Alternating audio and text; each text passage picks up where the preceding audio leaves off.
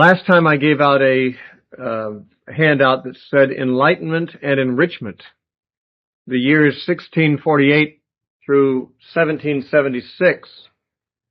This period of time had so much of importance to bring out that I had to break it into 2 lectures, and we will take the second half of it now. Last time I pointed out that the period that we are looking at is sometimes called the period of the Enlightenment, sometimes called the Age of Rationalism, because there was a great freeing of the sciences from the grip of the church. The Roman Catholic Church throughout the medieval period had controlled all the sciences, because if a scientist disagreed too sharply with what the popes wished to have believed, they could be excommunicated, or worse, they could be burned at the stake. And therefore the sciences served nicely to support the Roman Catholic theology. But with the coming of the Reformation, people like Martin Luther and Zwingli and others had remarkable success in standing against the Roman Catholic Church on theological grounds.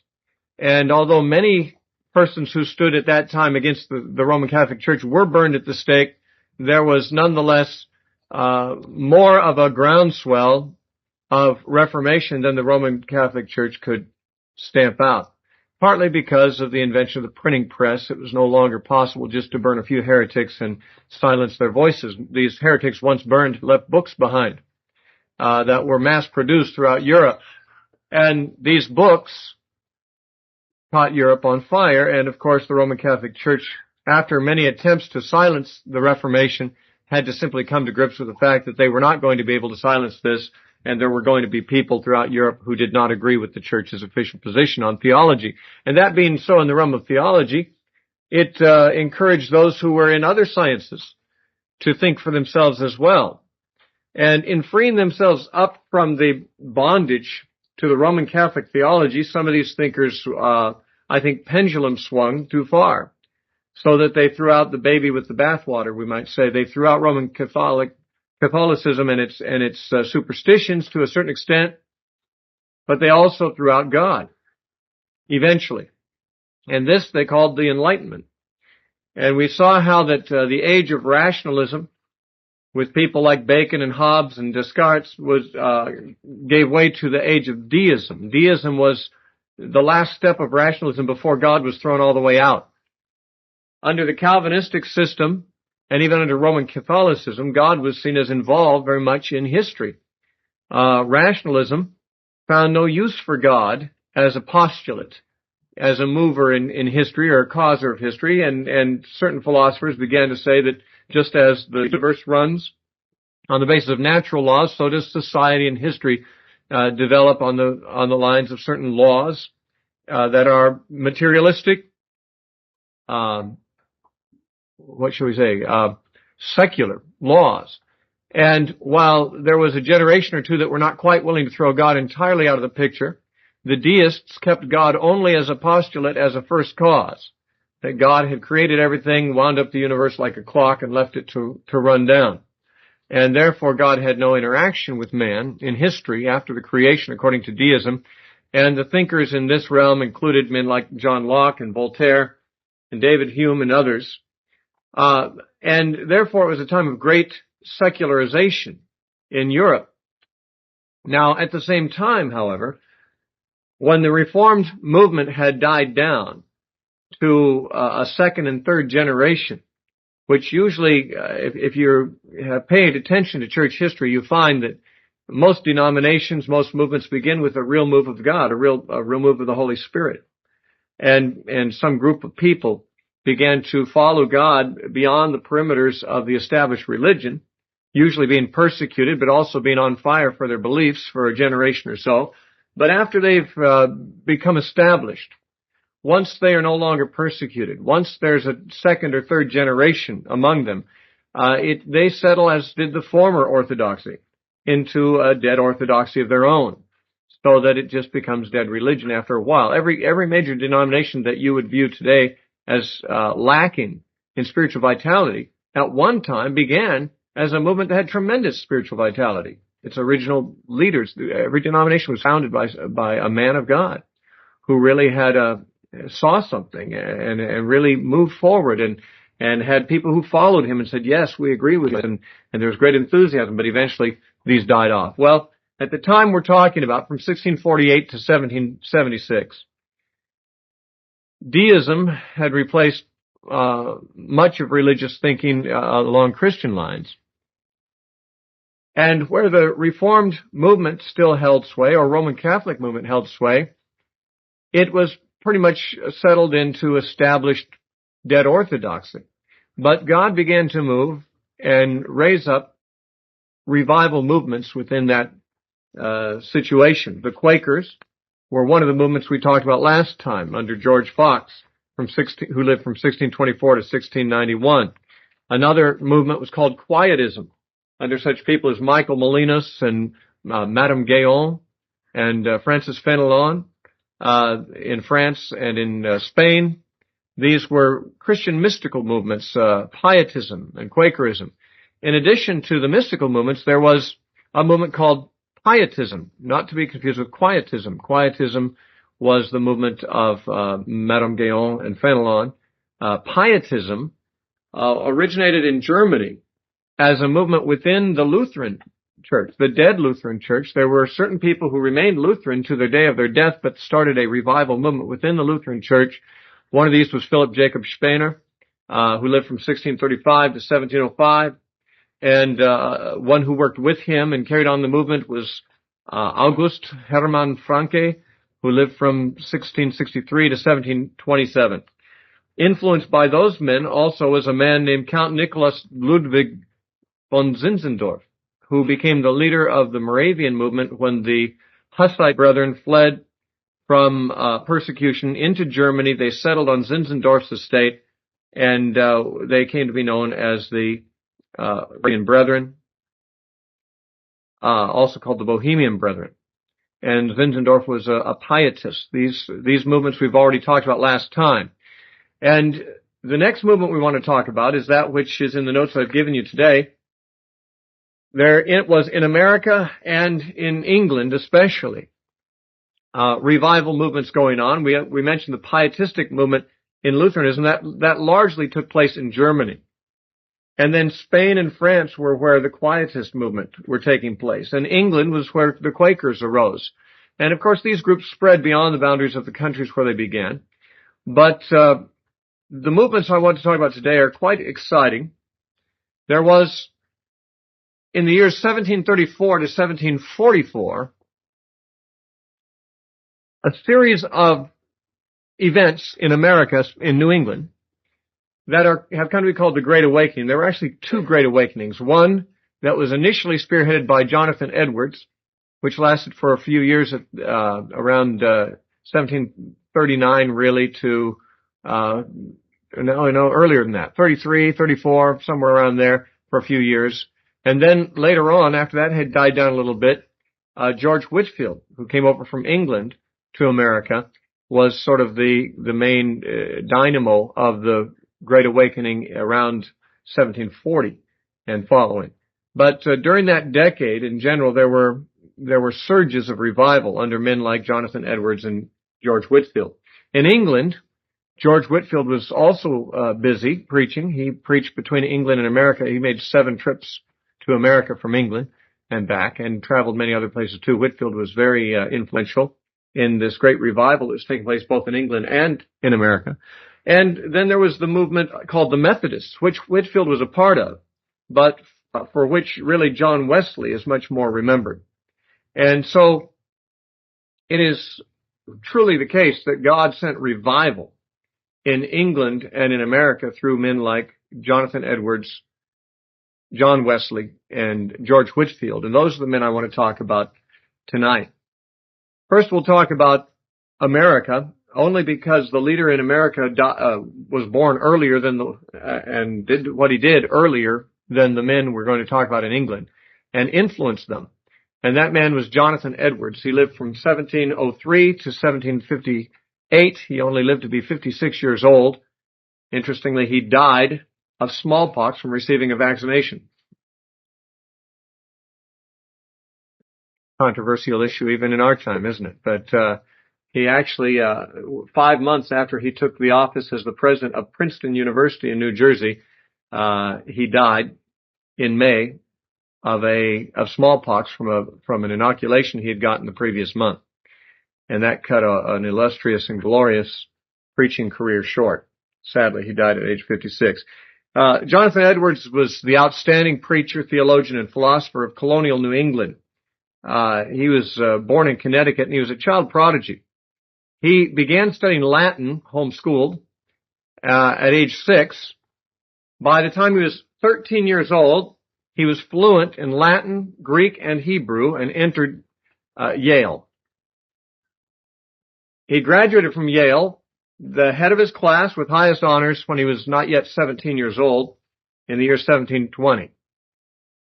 Now, these days we think it's quite an accomplishment if a homeschooled kid graduates from high school when they're 16. But he graduated from Yale College when he was 16.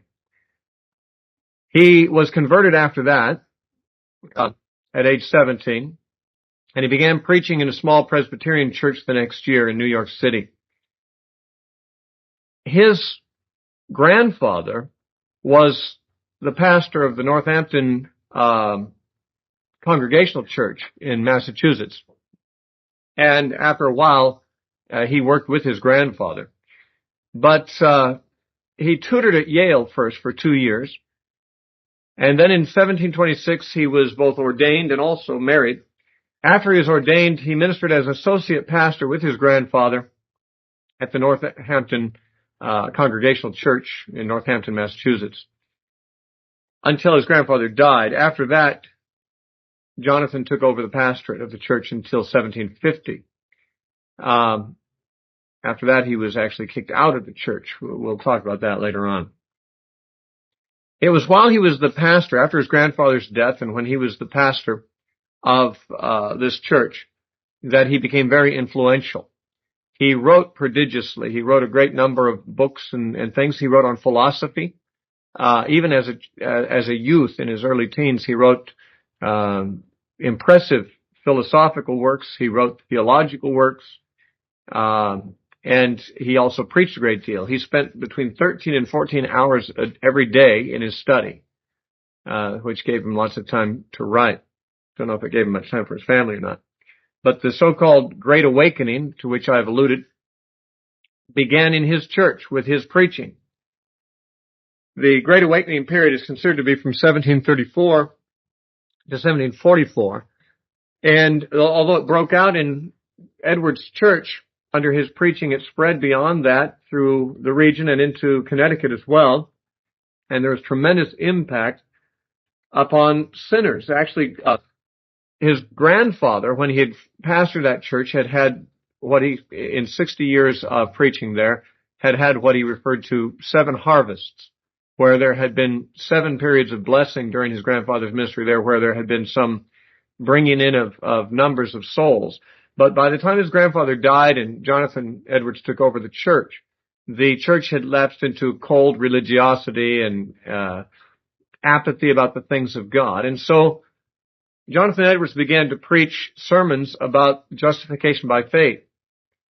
Now, I've heard a lot of sermons about justification by faith, but I'm sure that his sermons were not like very many we've heard, because he began to have tremendous impact. In fact, when he began to preach, people began to fall on the floor and groan and double over, holding their stomachs, groaning in agony because of the feeling of conviction of sin. When he preached his famous sermon, Sinners in the Hands of an Angry God, where he compared the sinner who's not converted to a wretched spider hanging by a feeble web over a flame, and God is the one holding the web and ready to drop him into the flame. And he described the sinner as being on a path or on a bridge that's falling apart and, decaying under his feet, and he's about to fall into a deep chasm. As Jonathan Edwards began to talk about this, and most of you probably in school or some other time have had occasion to read this sermon, it's considered a classic, people actually began in the church to grab onto the pillars of the church and scream out for mercy. They were afraid the floor of the church was going to open up and they were going to fall into hell. This was just the way that God moved in that particular time and place. And it's an interesting thing because Edwards was very nearsighted. And he was not an animated preacher at all. As a matter of fact, he read from a manuscript, as some preachers still do. He wrote his entire sermon out in manuscript, and because he was nearsighted, he held it right up in front of his face like this the whole time. He didn't even have any eye contact with the audience. And as he read it, you know, he'd look over the page and there'd be people laying on the floor, rolling around and groaning and hanging onto the pillars of the church. And it was truly a magnificent move of God. These people didn't just have an emotional experience like we sometimes hear about in modern day renewal movements. These people actually, their lives changed. At a later time, Edwards, who tended to chronicle the things that were going on during the renewal, wrote these words, which I've given you in the notes. This is a quotation from Edwards. He said, "There was scarcely a single person in the town, old or young, left unconcerned about the great things of the eternal world. Those who were wont to be vainest and loosest, and those who had been the most disposed to think and speak slightly of vital and experimental religion, were now generally subject to great awakenings. And the work of conversion was carried on in a most astonishing manner, and increased more and more. This work of God, as it was carried on, and the number of true saints multiplied, soon made a glorious alteration in the town, so that in the spring and summer following, that's 1735, the town seemed to be full of the presence of God. It was never so full of love nor of joy, and yet so full of distress as it was then. There were remarkable tokens of God's presence in almost every house." And I break off the quote there, but this is very much what you read of in revivals generally. If you study the history of revivals in America and in England and in Wales and in a number of other places in the last several centuries, you'll find that when God sends a revival, it doesn't only cause a lot of emotional outbreaks in the church, but there are true conversions, true reformed lives. In many cases, Finney, for example, and Moody and others who knew such revivals, all the jails would be empty for months or years at a time. There were no criminals. The police had nothing to do. The bars were closed. No one was no customers were there.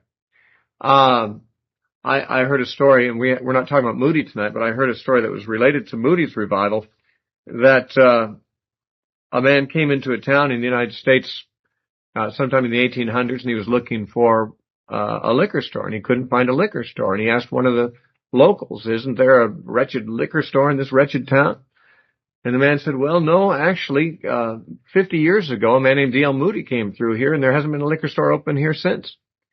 Now, today we hear people claiming there's revival going on in America and various places, but I haven't yet seen a revival such as this. If you're praying for revival, don't stop now. It hasn't come.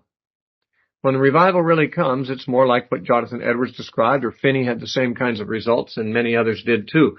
When God sends revival, it's remarkable. At a much later time, at the turn of this century, Evan Roberts in the Welsh revival saw the same kind of thing. So, when a church today puts out a sign in front on their marquee and they say, next month we're having 5 nights of revival, we're bringing in a special speaker for it. It's kind of presumptuous, really, because you don't get revival just by calling in a fancy preacher. Revival seems to come somewhat sovereignly. Now, Finney would disagree with me on that, and Finney ought to know, right? But Finney believed that there's nothing sovereign about a revival. He believed that revival comes when someone prays for it.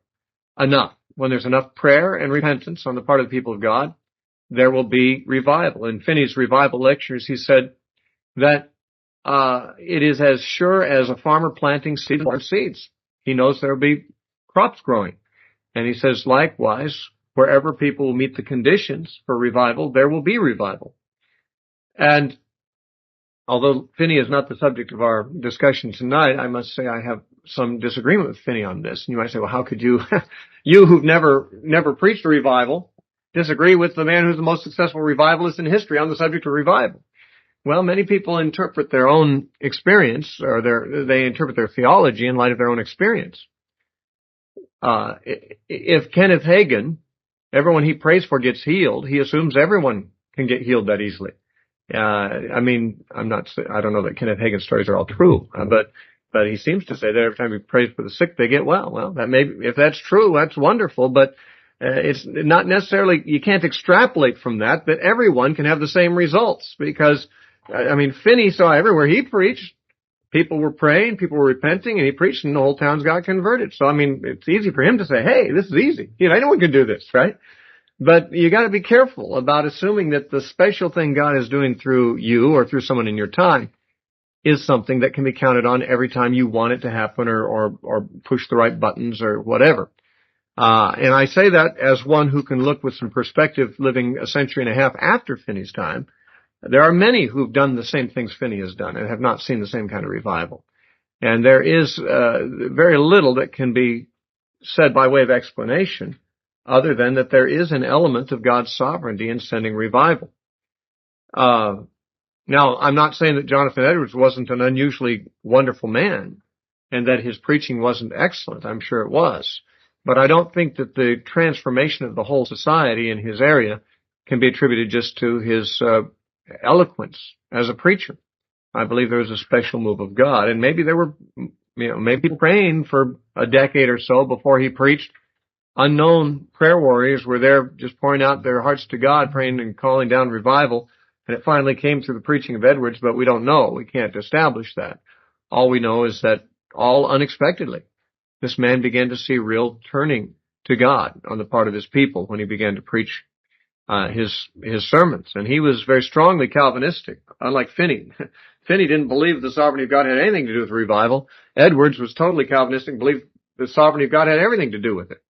Edwards couldn't point to anything he had done to bring about this revival out of the ordinary, and so he tended to see it more as sovereign. In fact, he had a very strong doctrine of sovereignty. Edwards is considered the founder of what's called New England theology, sometimes called Edwardian theology, after him. In 1754, of the many books he wrote his most important, which was called Freedom of the Will, in which he denied that there is any freedom of the will. He, like Luther, who wrote the book Bondage of the Will, although the title of Jonathan Edwards' book was the opposite of the title of Luther's book, they both said the same thing, basically, that the human will is in bondage, cannot choose God, cannot turn to God, except by a sovereign work of God. And Edwards wrote a great deal on theology and very strongly promoted Calvinism. In fact, he had eventually the effect of turning George Whitefield into a Calvinist. And that brought some division between Whitefield and his former associate, John Wesley, who never became a Calvinist. Anyway, in 1750, there was a controversy. This is after pretty much after the revival had petered out there. He was still pastoring in the same church, and a controversy arose over the terms of admission into membership in the church. Had to do with whether sinners should be allowed to take communion in the church. And a certain policy had been practiced in that church under his grandfather, but Edwards disagreed with that policy, and apparently there were enough leaders in the church who disagreed with Edwards that he got kicked out, and he lost his pastorate over this particular controversy. The next year, though, he became the pastor of the Congregational Church in Stockbridge, Massachusetts. It was a little village out in the outskirts toward Indian territory, and he not only pastored the church, but he became a missionary to the Indians in that place. And it was at that time, while he was doing that ministry there in Stockbridge, that he wrote the book Freedom of the Will, which I mentioned earlier. In 1757, Jonathan Edwards was elected to be the president of Princeton College in New Jersey, but as I mentioned earlier, 5 weeks after taking that post, he died at the age of 56 as a result of a smallpox inoculation that he received a month earlier. Without reading much of the works of Edwards, it's hard to capture the spirit of the man, the spirituality of the man, just from this sketch of his activities. Of course, anyone who saw such revival, as he described, would not be able to remain unspiritual very long if he were not already a spiritual man. But before any of this took place, in fact, about a decade before the awakening began, Jonathan Edwards had a day in which he committed himself to God in a unique manner. He wrote it later in his personal narrative, and this is what he wrote. He said, "On January 12th, 1723, I made a solemn dedication of myself to God and wrote it down, giving up myself and all that I had to God, to be for the future in no respect my own, to act as one who had no right to be himself in any respect, and solemnly vowed to take God for my whole portion and felicity, looking on nothing else as any part of my happiness, nor acting as if it were, and his law for the constant rule of my obedience." This kind of talk would not be popular in the modern church, talking about a person acting as if he had no right to be himself. The self-esteem movement would frown on this kind of talk. However, the self-esteem movement hasn't seen any great awakenings either. And maybe there's a connection. It's when people affirm themselves that God doesn't have an awful lot of room to glorify himself in a sovereign and mighty movement such as Edwards saw. But Edwards was more typical of the older counselors, the more Puritan. He was a Puritan, really. I mean, he was came kind of late to be a Puritan, but he was sometimes called the last of the Puritans. Although since him, some others have come along that have been called the last of the Puritans, including J.I. Packer, and before him, D. Martin Lloyd-Jones was called the last of the Puritans. I don't know that we've seen the last of the Puritans, but the Puritan movement had its day before the time of Edwards, and Edwards, for a while, was called the last of the Puritans. But as a Puritan, and as all the Puritans, but not only they, but many even Roman Catholic monks and so forth, very much disparaged self-esteem. And many times they had tremendous success with God because they did not try to elevate self or affirm themselves. They wanted God to be all in all. I find it interesting that he says that he made this solemn dedication of himself to God and wrote it down. This actually occurred after his conversion by several years. It's as if he had sort of second threshold of consecration that he came to, and he wrote it down. A lot of times we have emotional experiences where either alone or in a meeting where we decide, I'm going to serve God forever in a way I never have done before from this day on. But then we don't. And sometimes writing it down would be a good idea. I mean, to the next morning when you're not feeling the same emotion, to read it, say, I said that, I guess that's what I got to do, I really think that that's probably one of the great values of baptism. Baptism, I think, is a symbolic act.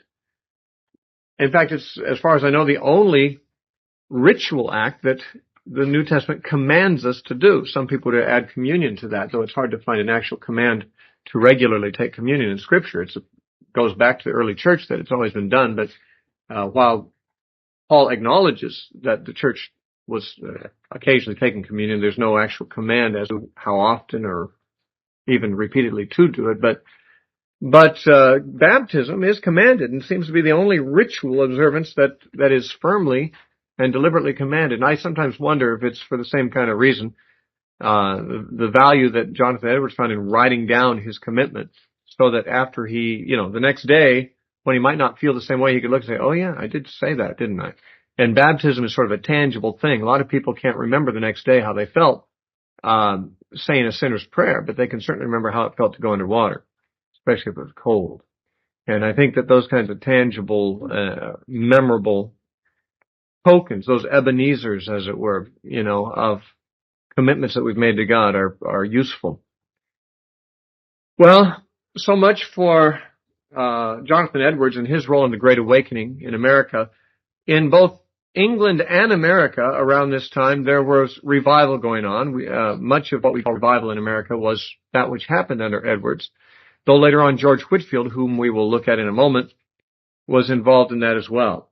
But Whitefield began his ministry in England, where he was a native, and he worked originally with John Wesley.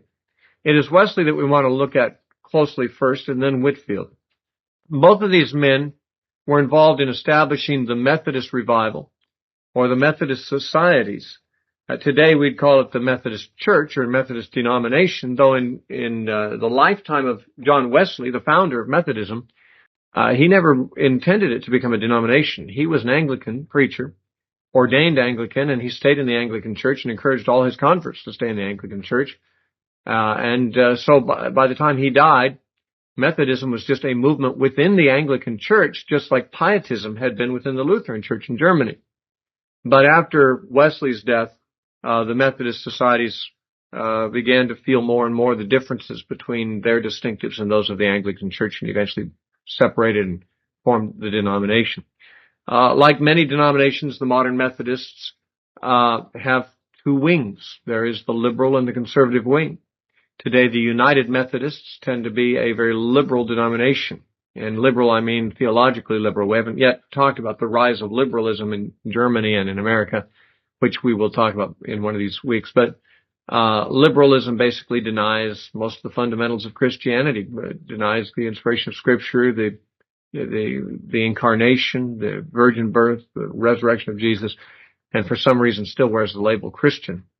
And today, United Methodists tend to be more of the liberal type, whereas there's another denomination called the Free Methodists, who still are very conservative and still stand very largely with what Wesley taught and what he established, although of course it's become much more institutionalized than it was in his day.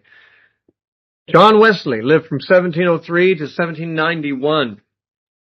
He lived to be well into his late 80s, and he preached almost to the day of his death 5 times a day, rising at 4 in the morning. He complained when he was in his 80s that he couldn't rise at 4 in the morning anymore and could only get up at 5 to preach.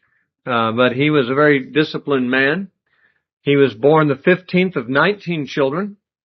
His father was the Reverend Samuel Wesley, who was an Anglican minister, and his mother was Susanna Wesley, who was the daughter of a nonconformist minister. So he had both the high church and low church influence in his upbringing. And his mother, Susanna, I haven't said much about her in these notes, but she was a remarkable woman.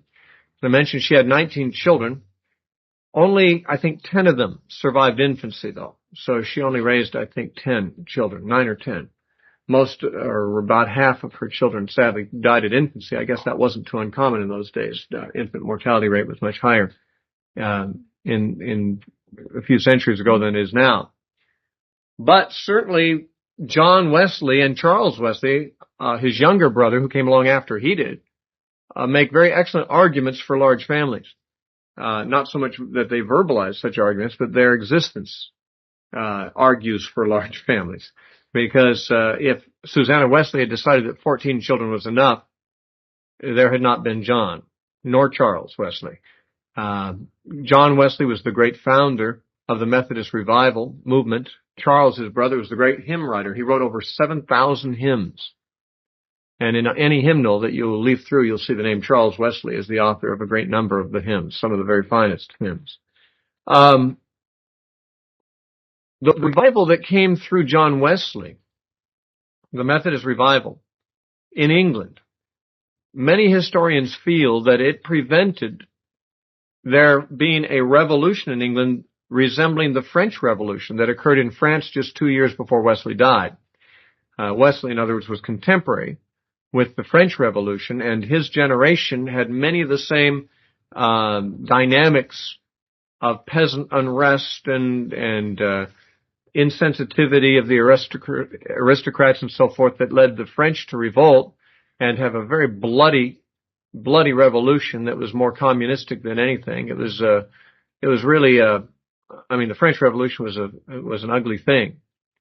But there would have been one, many historians believe, in England. All the same dynamics were there to make it happen, except that Wesley and Whitefield began to preach there early on and turned the nation to God. And if Wesley had not been born, if Susanna Wesley had had only 14 children, and said, well, that's a full quiver, isn't it? Then there might never have been Methodism. There might have been a revolution in England like the French Revolution. There might never have been freedom in Western Europe to this day. It's hard to say what would have happened, but it's interesting to contemplate. Susanna Wesley was a very methodical woman. She made a point of having personal devotions with each of her children every day, individually. not just group family devotions, one-on-one devotions with her children every day. And of course, she had servants to help with the household, and she even employed servants to a certain extent to watch over the children at times. But she made a point of having a close personal relationship with each of her children and to disciple them one-on-one.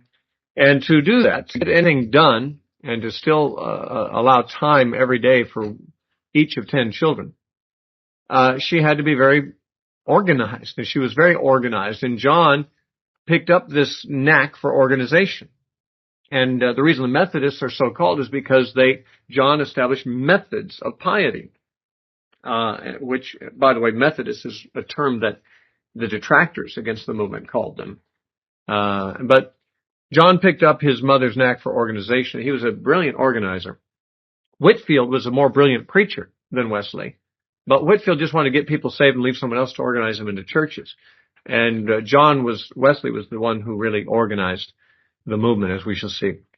At age 6, that is when John was 6, there was a bad fire in the church rectory where the family lived because his father was the pastor. And when everyone was thought to be out of the house, 6-year-old John appeared at the window of the second story of the place, and they realized that he was still trapped in the building, and he was rescued by one of the neighbors standing on the shoulders of another neighbor and getting him out of the second story window. And after that, his mother always referred to him as a brand plucked from the burning. That's an expression that's found in Zechariah in the King James Version. And his mother referred to him as a brand plucked from the burning, and he had a sense forever afterward of divine providence in his life, that God had saved him for a reason, and that he had a destiny in God. He was educated at Oxford and elsewhere, mostly Oxford, and he began to read the Greek church fathers. And as he did so, he began to pick up from them the awareness that the goal of the Christian life is not just to have a religious conviction, but to have perfection of life, which he saw as a disciplined love. That the perfection of the Christian life is love, but that love must be disciplined. If it is not disciplined, it gets kind of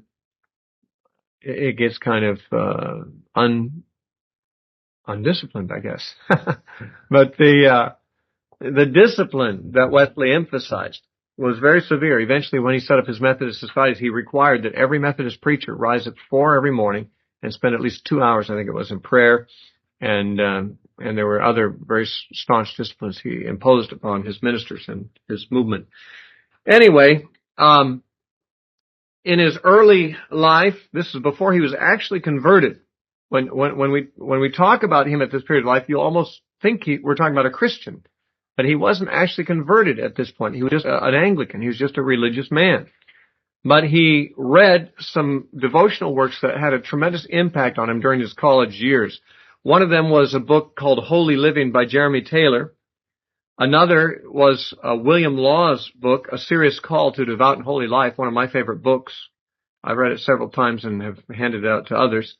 And then, of course, another of my favorite books, Of the Imitation of Christ by Thomas à Kempis. These books profoundly affected Wesley and gave him a passion for holiness. At Oxford, he finished his education and was ordained to the Anglican ministry in 1728. And for a while, he served under his father, who was the parish pastor at Epworth Parish Church. But eventually he returned to Oxford to take a higher degree. And while there, he joined up with his brother Charles, who was at Oxford, and George Whitefield, who was a student there also, and several other students there, and organized a group who wanted to get together to cultivate their devotional lives. And so John became their leader. This group of students had already been meeting for prayer and for Bible study, but none of them apparently had any organizational skills. And when John arrived back at Oxford, he organized the group, and they developed a plan of study and a rule of life for themselves, which stressed Bible reading and prayer and frequent attendance at Holy Communion at the Anglican Church. Those who thought they were a little extreme came up with a number of names for them. They called them the Holy Club, and they called them Bible moths. Interesting term, Bible moths. I don't know exactly how that's to be understood. Moths eat things. I don't know if that means they eat the Word or that their Bibles got worn out as if they were moth-eaten from overuse, or if it meant that the Bible was like a light and they were drawn like moths to a flame. I don't know where that term came from, but Bible moths is one of the nicknames that their detractors gave them, and they were also called Methodists because they had established a method for working toward personal holiness and perfection. And that method involved Bible study and prayer and devotional exercises such as we would now recommend to all Christians upon conversion to pursue. But we take for granted that Christians have always known those are important things to do. Actually, remember that in many parts of Europe and America, in many denominations, some of the dominant denominations, being a Christian just meant being baptized as an infant into the group, being confirmed at a later date, and staying in the church and staying in the sacraments, and that's what made you a Christian. Personal piety was not emphasized in many cases, and so the emphasis on personal Bible study and a prayer life and seeking after holiness and disciplining the life, that was something that was kind of new. Nowadays, whenever we lead someone to the Lord, we always tell them, read your Bible, pray, stay in fellowship. These are the same kinds of things that they were emphasizing in the Holy Club, but they were so out of step with the religious environment of their times that people made up names for them like Holy Club, Bible moths, and Methodists. They sought to imitate the early Christians. And toward this end, they would give to the poor and they would visit prisoners. George Whitefield at this time, and possibly Charles Wesley, were I don't know, but they were probably saved at this time. But John was not really saved at this point, as he later would testify. He didn't know he wasn't saved because he didn't know what being saved meant. He was just a man who wanted to be perfect, who wanted to be holy, wanted to follow God, had apparently a tender conscience, was a methodical, disciplined person, but he didn't know Jesus. And he didn't have any peace in his heart. And this became clear to him on the occasion of his going to Georgia in the United States. He went as a missionary at the urging of a friend in England. He went to Savannah, Georgia, to be a missionary there to the Indians and to others. And as he was on ship crossing the Atlantic toward America, there was a series of storms that almost sunk the ship. Hideous storms. I've never been in a storm at sea. I've been in a storm in an airliner in the air, and that's a pretty frightening thing. I've been in an airliner where, the thing was moving up and down so suddenly and jerkily that, if you weren't seatbelted in, your head would hit the ceiling, unpredictably. And I've been in an airliner where lightning was flashing literally every 2 seconds for probably a period of a half hour on every side. You wondered, as the plane was bouncing around. I've been on all kinds of rough flights, but I've never been in a storm at sea. In one sense, you might think that a stormy flight might be scarier than at sea because you're not on the ground, but you're not on the ground at sea either. At least an airplane can have an emergency landing somewhere if it really gets bad. There's a lot of places where a plane can land. There aren't a lot of places in the middle of the Atlantic where a ship can land. And if the storm's too much for it, they can't do anything but sink. And the ship almost sank. And in fact, the crewmen on the ship were terrified, and Wesley himself was terrified. He did not feel at all prepared to die because he didn't know the Lord. And he was just on his way to be a missionary to the Indians in Georgia. While in that storm, I mentioned this at the end of our last session, I think, Wesley encountered on the ship a group of Moravian missionaries come from Zinzendorf's estate. And these women and men and children were just sitting on a bench on the deck of the ship, singing hymns peaceably. Even the children didn't seem to have any anxiety. And asked the Moravians, how is it that you weren't afraid. And one of the leaders of the Moravians said, well, our people aren't afraid to die. We have peace with God, and we're ready to go meet the Lord.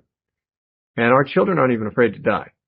And Wesley was really profoundly moved by that experience. He realized that he was afraid to die and that he did not have a relationship with the Lord like these Moravians apparently had, and he wished he did.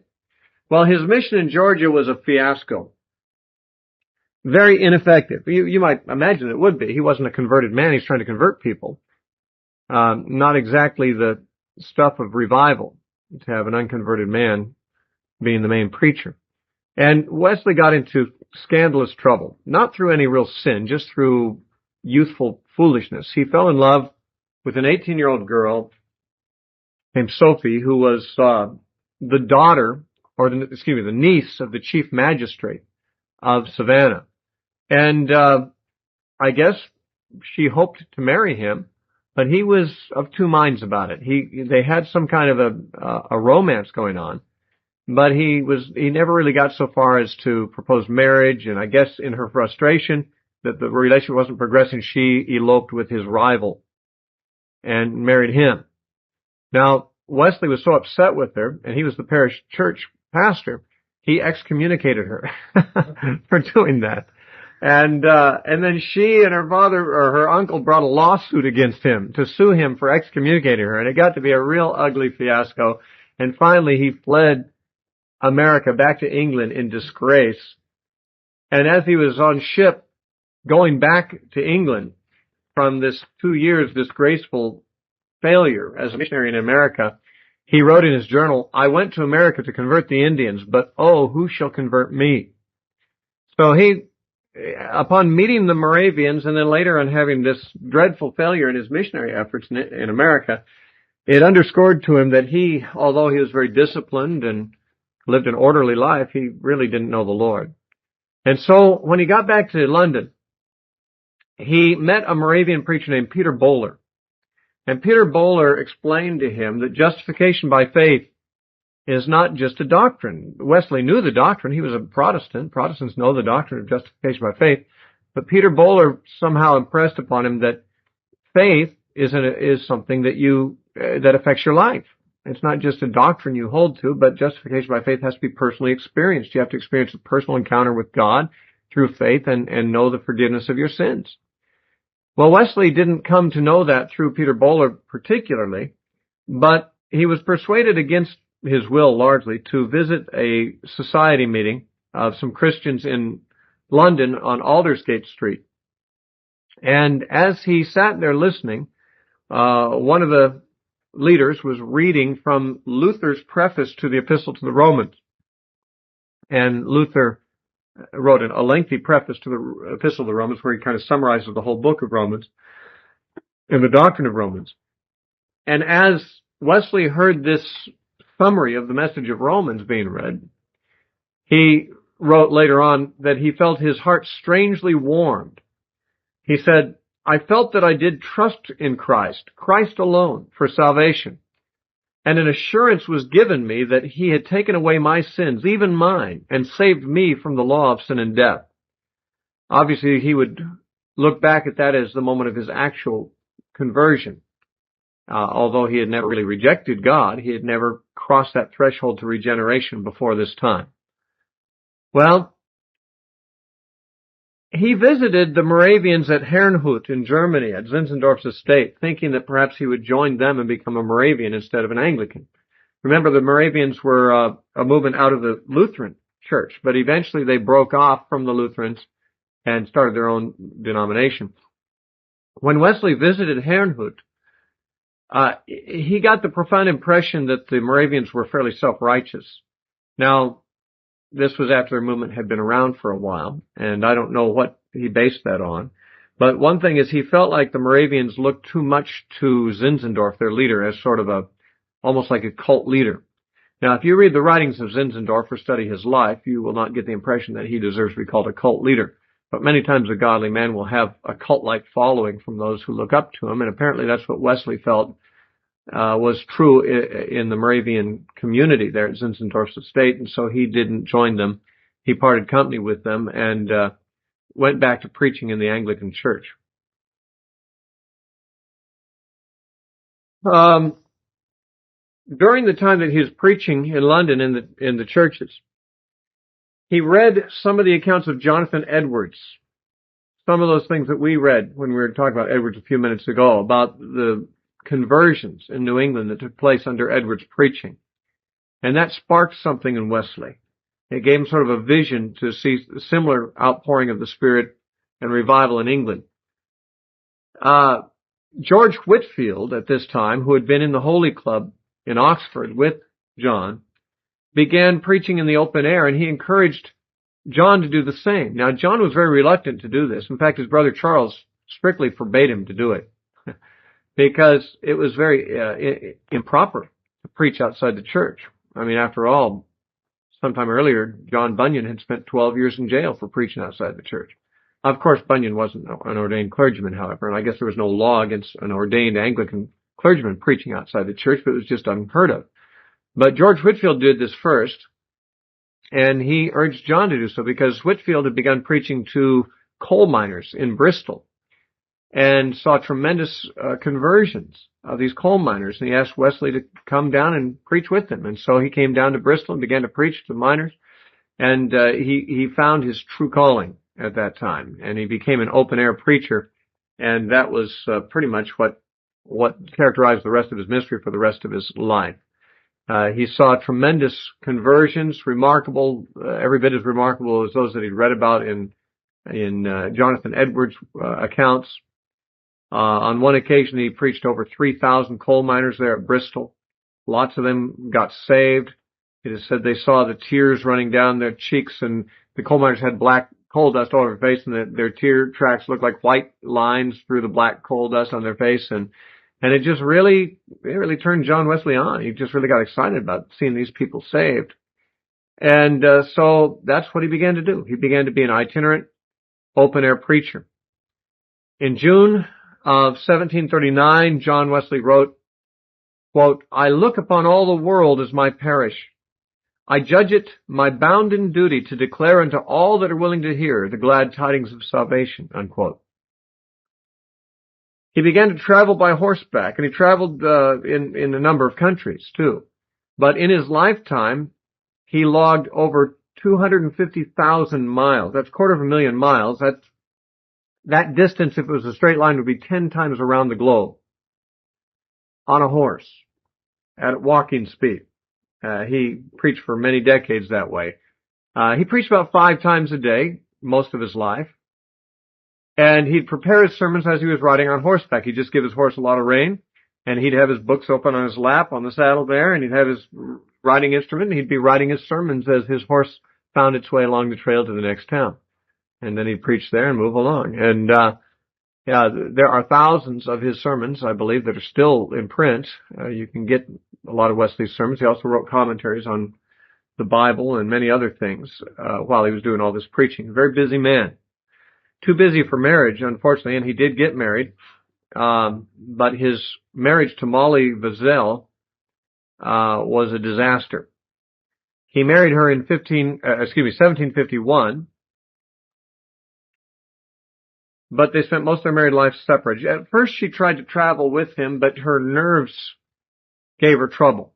And so she went back home and he traveled without her for years. There was some bad blood between them. The story of their marriage is a sad one. Actually, John had fallen in love with a different woman and wanted to marry her desperately, but his brother Charles, and this alienated them somewhat, his brother Charles was convinced that if John would marry, it would ruin his preaching, ruin his ministry, because he was itinerant. I mean, Charles knew better than John. John was not a man for marrying. He traveled all the time. He couldn't maintain a family. And Charles knew this, and therefore he persuaded this woman that John was in love with to marry another guy. And persuaded this guy to marry her. So, unbeknownst to John, Charles arranged this thing. While John was hoping to marry this woman, his brother arranged for her to marry some other guy, kind of, and worked it out, urged them, and so his true love married someone else. That really bugged him. John was really angry at Charles for that. And shortly after that, probably on a rebound, he married Molly. she was actually a nurse who cared for him. He'd fallen on the ice and hurt himself, and she nursed him back to health. And I guess it was during that period of time that he proposed to marry her, and she married him. But they did not have a happy marriage at all. There are stories, it's hard to know how many of them are apocryphal and how many of them are documented, about her. It is often said that she used to drag him around the house by his hair. If you've ever seen pictures of Wesley, his hair was beyond shoulder length, and it is often said of Molly that she dragged him around the house by his hair. She also was apparently a very loud and boisterous, abrasive woman, and caused him a great deal of public embarrassment. There's one story told about how he was preaching, and she was in the back of the church on one occasion, and he said from the pulpit, "My wife has accused me of everything except drunkenness." And it said she stood up in the back and said, "John, you know that's a lie. You were drunk last night." Isn't that a wonderful marriage?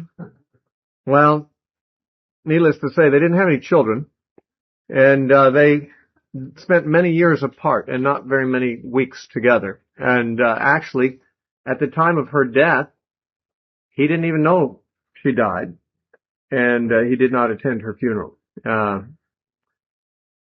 that was sort of a blot in an otherwise illustrious career of a man who loved the Lord, but didn't seem to have room for a marriage and ministry both. He seemed to be married to his ministry, married to his preaching.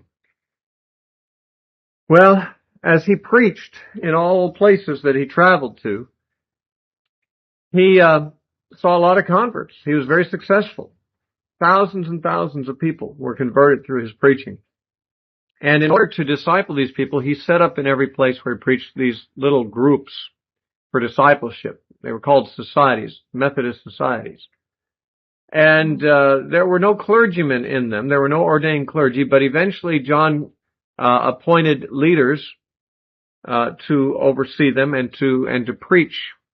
And the Methodist preachers became a phenomenon of the movement. John trained these men and gave them their marching orders. They were sort of like a spiritual militia that were sent out by John to conquer territories for God. And there was a tremendous move of the Holy Spirit, and much of England was converted, or at least renovated socially by the influence of the Methodist preachers. And it was a true revival. By 1748, the Methodists were, like the Pietists in Germany, a church within the Church of England. Wesley remained an Anglican until his death, however, but the Methodists separated and became a separate denomination after he died. You know, John Wesley is in many respects the father of modern evangelicalism as we know it. Though he had some views that are not dominant in modern evangelicalism today, he was not a Calvinist. He was an Arminian. I'm not sure how it came that he was an Arminian. I don't know if it was just from reading the Bible. That's how most people become Arminians.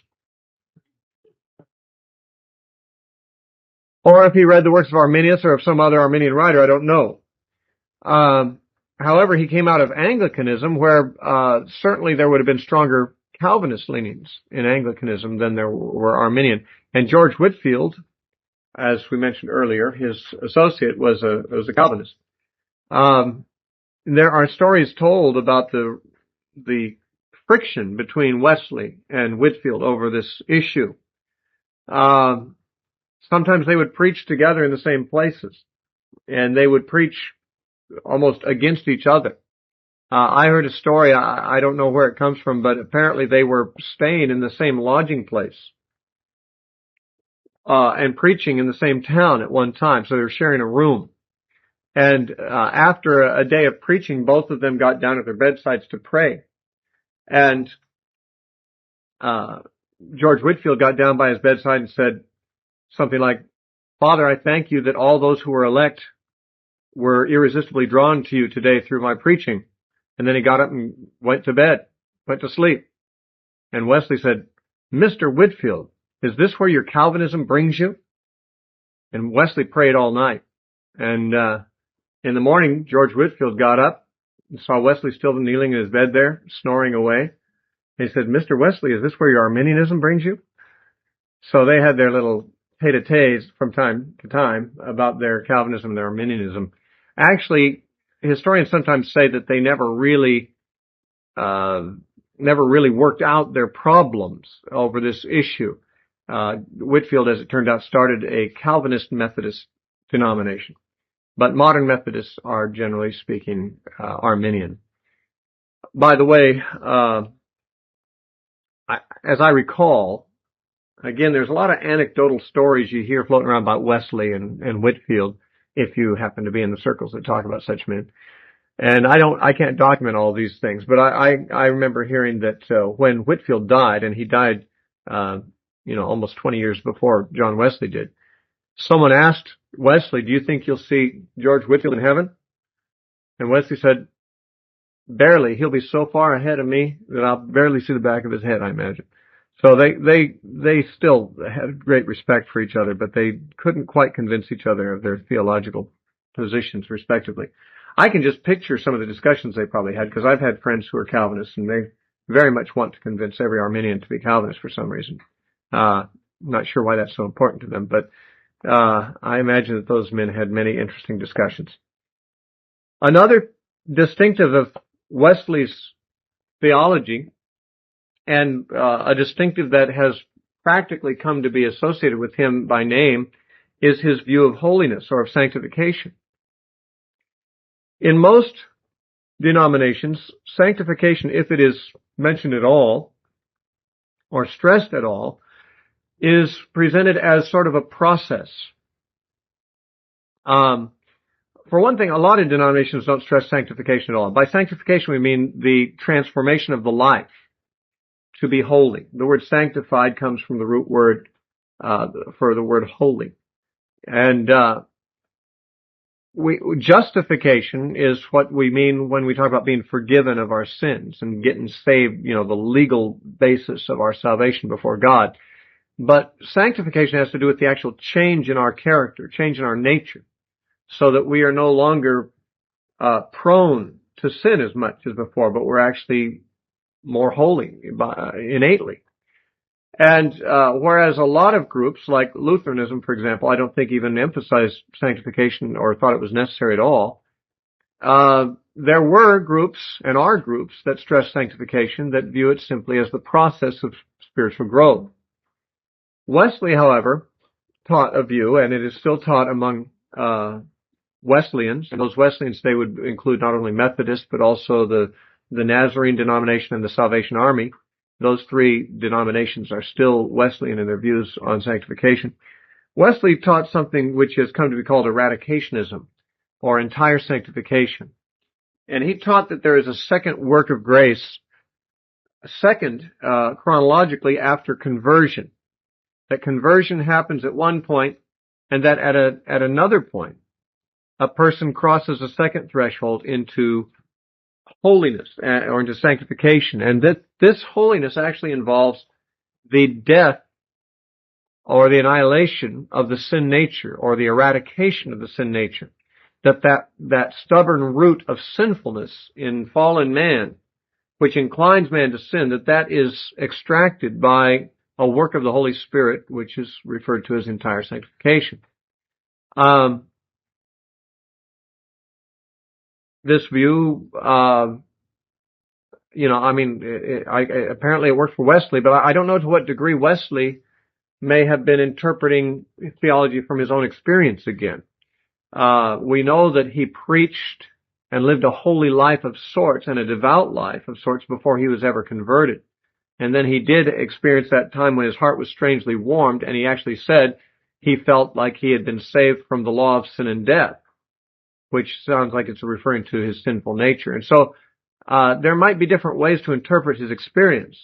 Some of us might say, well, Wesley was regenerated in that second experience, and he was simply a religious, unregenerate man before that.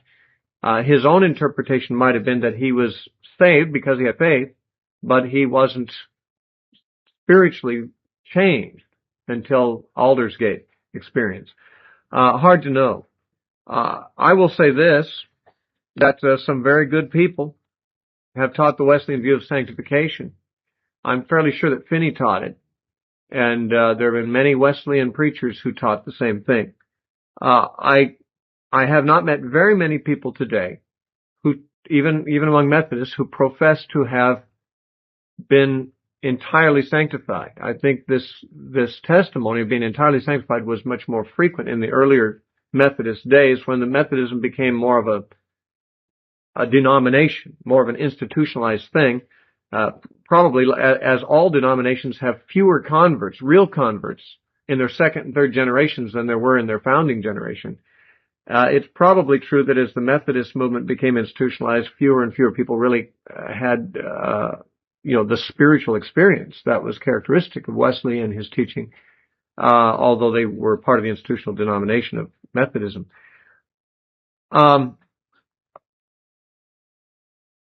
So much for Wesley and our consideration of him. We have one other man I want to talk about, and that is George Whitefield, who has already been mentioned both in connection with our discussion of Jonathan Edwards and our discussion of Wesley, because he had acquaintance with both those men. George Whitefield has been called the father of modern mass evangelism. He was born 9 years after Wesley, and he died about 20 years earlier than Wesley, almost. He was born in 1714, died 1770. And he was the son of an English innkeeper, but he was educated at Oxford, where, of course, he met Charles Wesley and later on John Wesley, and was, along with them, organizers of the so-called the Holy Club. Whitefield was ordained as a deacon in the Anglican Church in 1736. And then, just after John and Wesley returned from Georgia to England, Whitefield went to Georgia, and he did some ministry over there for a few months, and then came back to England. And he was a great preacher, but also as a deacon, he did a lot of benevolence kind of work. He spent a lot of time with prisoners, and he also established an orphanage in Savannah, Georgia. He didn't find the churches really open to his preaching, so he's the one who began open-air preaching. Open-air preaching really traces its roots back pretty much to George Whitefield. This is an amazing thing to me to realize. I mean, I've gotten over my amazement, but I was well into my ministry before I realized that open-air preaching was a relatively modern phenomenon in the church. I mean, you have Jesus, in the Gospels, he preached in the open air sometimes, on the hillside and so forth, and so did Paul and Peter and apparently Stephen in the book of Acts. But after the church became institutionalized in the 2nd century and so on, it was very uncommon for the church ever to take an open air approach to preaching. There were always people like the Franciscans and some of the monastic orders that would go out and they'd share outside the church walls, because their whole sphere was outside the church walls. But in the days of the Reformation and the rise of the Reformed denominations and Anglicanism and all that, preaching outside the church just wasn't done. As I said, John Bunyan was put in jail for 12 years for preaching outside the church. But he was a rebel, a good one. But he was a rebel against the devil, but he was a good rebel. But he was not even ordained to preach, and in those days you weren't even allowed to preach at all if you weren't ordained by the church. But Whitefield was ordained. He was ordained first as a deacon and then later as an Anglican priest. So he was allowed to preach, and he just did something really revolutionary. He went outside and started preaching to the miners in Bristol. And it was, as I said, he who encouraged John Wesley to join him later in the same enterprise, and they both had tremendous success at it.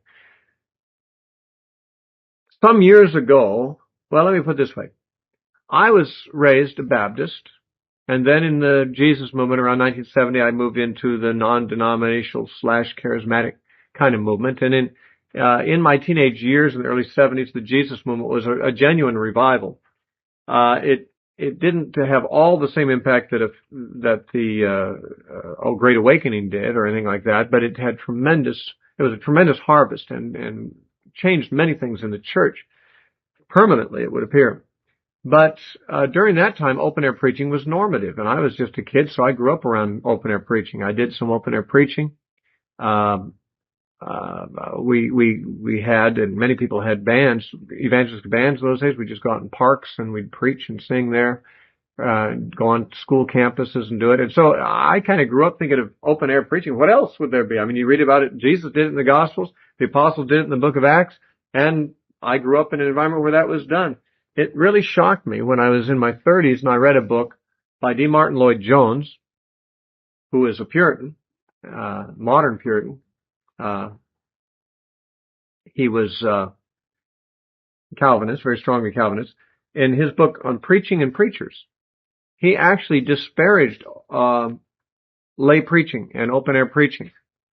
He actually said he didn't think it was of God, which was really a surprising thing. By the way, I like D. Martin Lloyd-Jones' works, very edifying works, but I'd never encountered anyone in evangelical who would say a thing like that.